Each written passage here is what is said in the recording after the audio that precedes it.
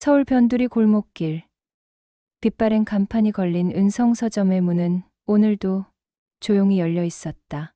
한때 이곳은 동네 아이들의 꿈이 자라는 곳이었고 연인들이 시집을 사서 마음을 전하던 낭만의 공간이었다. 하지만 35년 세월 동안 책 향기를 지켜온 이 작은 서점은 이제 시간의 무게에 짓눌려 있었다. 주인 한도연은 아내를 떠나보낸 지 3년째 되는 해였다. 매일 아침 8시면 어김없이 문을 열고 책들을 정리하며 하루를 시작했지만 손님의 발길은 점점 뜸해져만 갔다. 대형 서점들이 할인 행사를 벌이고 사람들은 스마트폰으로 전자책을 읽는 시대가 되면서 작은 동네 책방은 설 자리를 잃어가고 있었다. 또 한 달 월세가 밀렸구나. 도연은 계산대 서랍 안고지서들을 바라보며 깊은 한숨을 내쉬었다. 전기세, 월세, 책 도매상 외상값까지 합치면 이미 감당하기 어려운 수준이었다. 하루 매출은 고작 몇만 원. 어떤 날은 단 한 권도 팔리지 않았다. 아저씨, 혹시 이 책 있어요? 가끔 찾아오는 대학생이나 중학생들이 물어보면 도연은 책장 구석구석을 뒤져서라도 찾아주려 노력했다. 그러나 요즘 아이들이 찾는 신간들은 대부분 없었다. 진열대에는 몇 년 전 출간된 책들만 먼지를 쌓아가고 있었고 새 책을 들여놓을 여력도 없었다. 오후 2시 평소처럼 적막한 서점에 발소리가 들렸다. 문이 열리는 소리와 함께 단정한 차림의 중년 부부가 들어왔다. 남편은 회색 정장에 검은 구두를 신고 있었고 아내는 우아한 베이지색 코트를 입고 있었다. 도연은 반갑기도 하고 신기하기도 한 마음으로 그들을 맞았다. 어서 오세요. 뭘 찾으시나요? 부부는 조용히 고개를 끄덕이며 책장 사이로 들어갔다. 그들의 발걸음은 조심스러웠고 책들을 바라보는 눈빛에는 특별한 온기가 있었다. 도연은 멀리서 그 모습을 지켜보며 오랜만에 서점다운 분위기를 느꼈다. 마치 책들도 손님을 기다리고 있었던 것처럼 말이다. 부부는 문 앞 코너로 향했다. 남편이 먼저 시집 진열대 앞에서 걸음을 멈췄고 아내가 그 옆에서 조용히 책들을 훑어보았다. 그들은 마치 오래된 친구를 찾는 듯한 표정으로 책들을 살펴보고 있었다. 여보, 이거 어때? 아내가 한 권의 시집을 들어 보였다. 윤동주 시집이었다. 남편은 그 책을 받아들고는 잠시 표지를 바라보다가 고개를 끄덕였다. 좋네요. 오늘이 저희 결혼 기념일이라서요. 아내가 도연에게 말했다. 옛날에 처음 만났을 때 남편이 저에게 시집을 선물해 줬거든요. 그때 받았던 책이 바로 이 윤동주 시집이었어요. 남편도 미소를 지으며 덧붙였다. 그 시절엔 연애 편지 대신 좋은 구절을 외워서 들려주곤 했는데 지금 생각해보니 얼마나 촌스러웠는지 모르겠어. 아니에요. 그 마음이 제일 예쁜 선물이었어요. 아내의 목소리에는 40년 전 그날의 설렘이 여전히 남아 있었다. 도연은 그들의 대화를 들으며 가슴이 따뜻해지는 걸 느꼈다. 오랜만에 듣는 아름다운 사랑 이야기였다. 그는 정성스럽게 시집을 포장지로 감쌌다. 오래된 포장지였지만 마음만은 정성스럽게 담았다. 계산해 드릴게요. 도연이 말하자 부부는 계산대로 향했다. 여기요. 하면서 남편이 카드를 꺼내자 도연은 이거 어쩌죠? 카드 책 크기가 고장나서요. 아, 그런가요? 하면서 남편은 지갑을 뒤적거리더니 당황한 표정을 현금이. 남편이 당황하며 말했다. 요즘 현금을 안 가지고 다녔어. 죄송합니다. 아내도 핸드백을 열어보았지만 마찬가지였다. 미안해요. 아저씨, 현금이 없네요. 집이 가까우니까 다시 와도 될까요? 부부는 기념일을 위해 나온 길인데 이런 실수를 했다며 서로를 위로했다. 하지만 도연은 웃으며 손사래를 쳤다. 아니에요. 그냥 가져가세요. 도연이 포장된 시집을 그들에게 건네며 말했다. 결혼 기념일이라고 하셨잖아요. 이런 날에 돈 얘기가 무슨 소용이에요.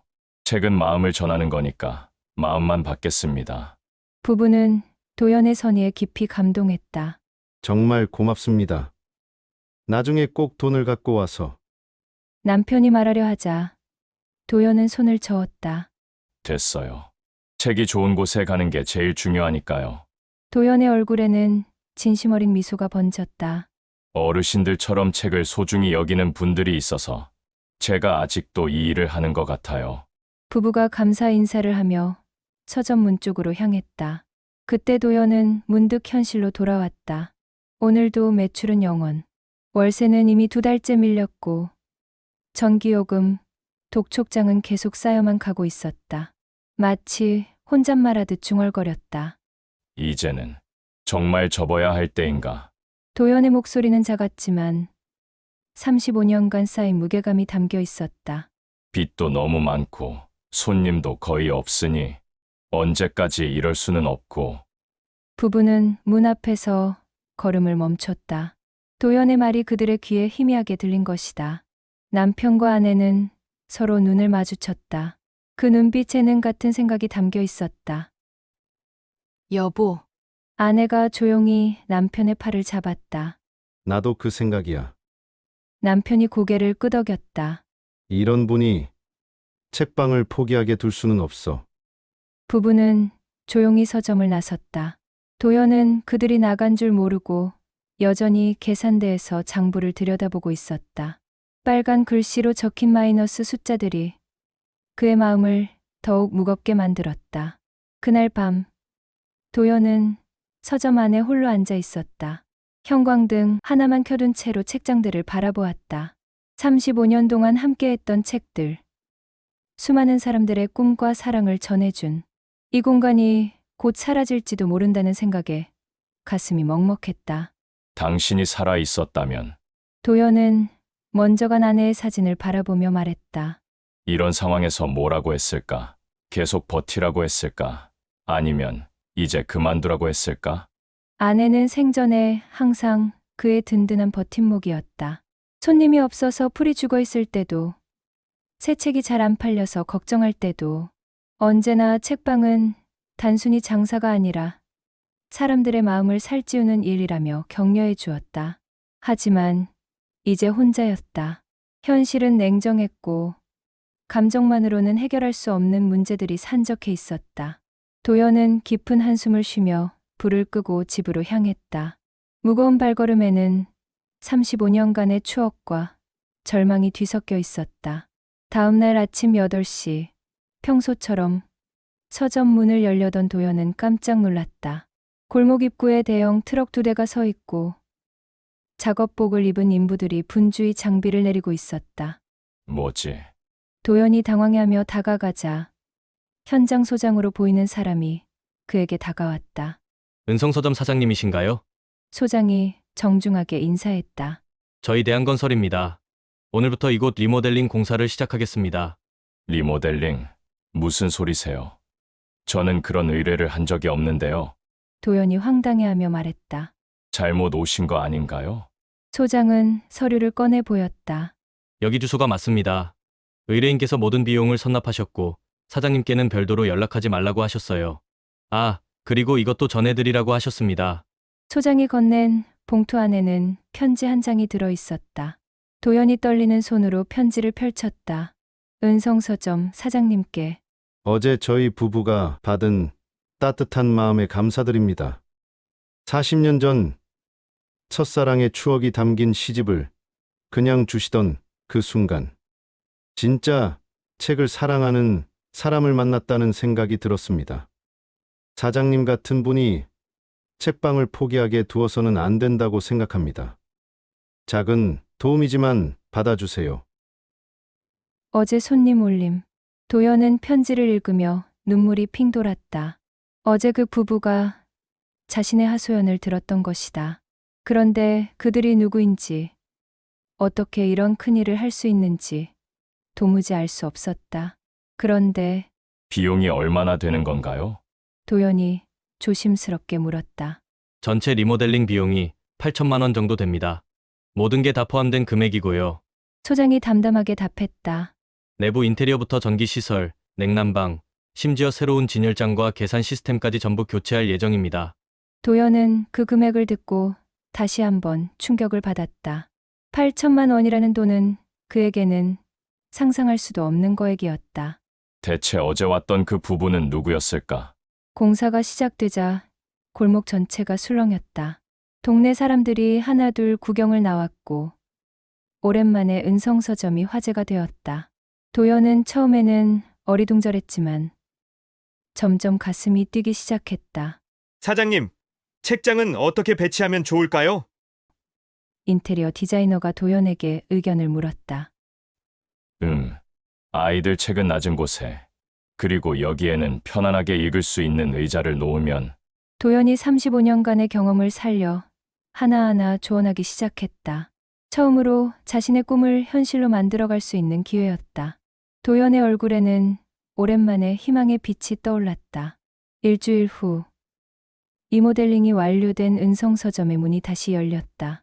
환한 LED 조명이 책들을 따뜻하게 비추고 아늑한 독서 코너에는 편안한 소파와 작은 테이블이 놓여 있었다.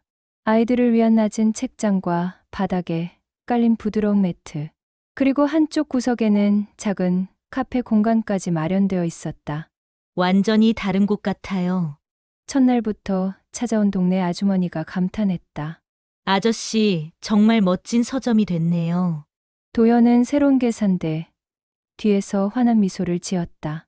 최신식 포스 시스템도 설치되었지만 그보다 더 큰 변화는 자신의 마음이었다. 35년간 쌓인 경험과 책에 대한 사랑이 이 공간 곳곳에 녹아들어 있었다. 어서 오세요. 차 한잔 하시면서 천천히 구경하세요. 도연이 손님들에게 따뜻한 보리차를 내주며 말했다. 책은 급하게 읽는 게 아니잖아요. 마음에 드는 걸 찾으실 때까지 편하게 계세요.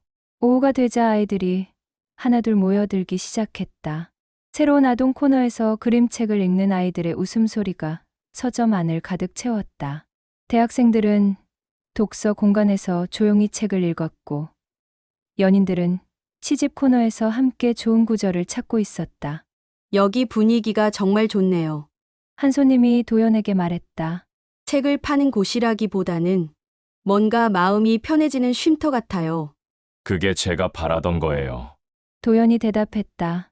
책은 단순히 상품이 아니라 사람들의 마음을 위로하는 가장 오래된 친구거든요. 여기서 좋은 책과 만나시길 바래요. 해질 무렵 익숙한 발소리가 들렸다. 문을 열고 들어온 건 일주일 전 그 부부였다. 그들은 변화된 서점을 둘러보며 만족스러운 표정을 지었다. 정말 멋지게 변했네요. 아내가 감탄하며 말했다. 우리가 상상했던 것보다 훨씬 따뜻하고 아름다워요. 남편도 고개를 끄덕였다. 역시 35년간 책방을 운영하신 분답게 곳곳에 세심한 배려가 느껴집니다. 도연은 깊숙이 인사하며 진심을 담아 말했다. 정말 고맙습니다. 덕분에 새로운 시작을 할 수 있게 됐어요. 받은 은혜를 어떻게 갚아야 할지. 은혜는 갚는 게 아니라 흘려보내는 거예요. 남편이 따뜻하게 말했다. 사장님이 저희에게 따뜻한 마음을 주셨듯이 이제 이곳을 찾는 모든 사람들에게 그 마음을 나눠주세요. 그날 밤 도연은 먼저 간 아내의 사진 앞에 앉았다. 당신 말이 맞았어. 책방은 정말 사람들의 마음을 살찌우는 일이었어. 그의 목소리에는 감사와 희망이 가득했다. 은성서점은 이제 단순한 책방이 아니었다. 사람들이 책을 통해 만나고 마음을 나누며 새로운 꿈을 키워가는 특별한 공간이 되었다.